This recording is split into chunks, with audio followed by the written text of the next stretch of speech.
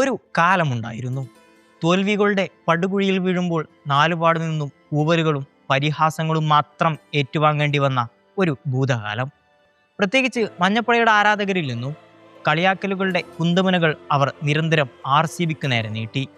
CSKക്ക് മുന്നിൽ നമ്മൾ പകച്ചു നിന്ന അവർ നമ്മളെ വരിഞ്ഞുമുറുക്കി ആധിപത്യം സ്ഥാപിച്ച ആ പഴയ ഇരുണ്ട കാലം. എന്നാൽ കാലം അതിൻ്റെ ചക്രം തിരിക്കുക തന്നെ ചെയ്തു. അന്നത്തെ RCB അല്ല, ഇത് പുത്തൻ ചോരയാണ്. പോരാടാൻ വേണ്ടി മാത്രം ജനിച്ചവർ, എതിരാളികളെ തകർത്തെറിയാൻ അവതരിച്ചവർ.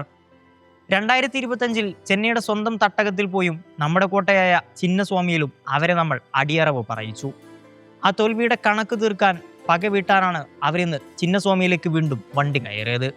പക്ഷേ ഈ പുതിയ RCBയുടെ കൊടുങ്കാറ്റിന് മുന്നിൽ എന്ത് CSK?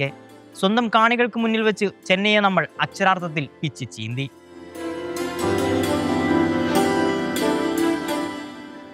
ഒന്നാം ഇന്നിംഗ്സിൽ വിരാട് കോഹ്ലിയുടെ വിക്കറ്റ് വീണപ്പോൾ CSK നായകൻ ഗെയ്ക്വാദും ദുബൈയും കാട്ടിയ ആക്രോശങ്ങൾ നമ്മൾ കണ്ടതാണ്.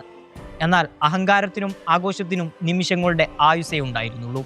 ദേവദത്ത് പടിക്കലും രജത് പട്ടിദാറും ചേർന്ന് ചിന്നസ്വാമിയിൽ വെടിക്കെട്ടിന് തിരികൊളുത്തി.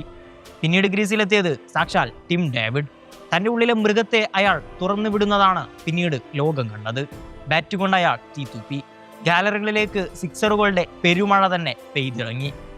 അക്ഷരാർത്ഥത്തിൽ ഒരു കൂട്ടക്കുരുതി.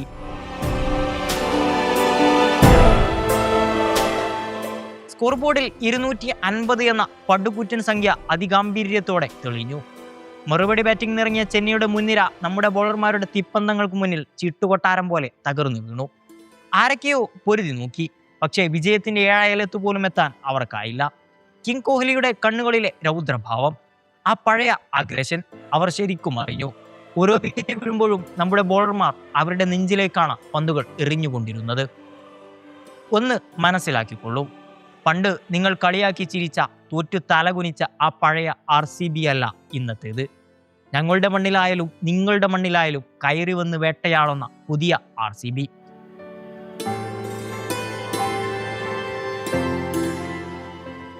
പഴയ ചരിത്രങ്ങളുടെ ഏടുകൾ മറിച്ചു നോക്കി ചിരിക്കുന്നവർക്ക് ഇനി ആശ്വസിക്കാം. കാരണം ഈ വർത്തമാനകാലം നിങ്ങൾക്ക് അവകാശപ്പെട്ടതല്ല. ഈ പുതിയ യുഗം ഞങ്ങളുടേതാണ്.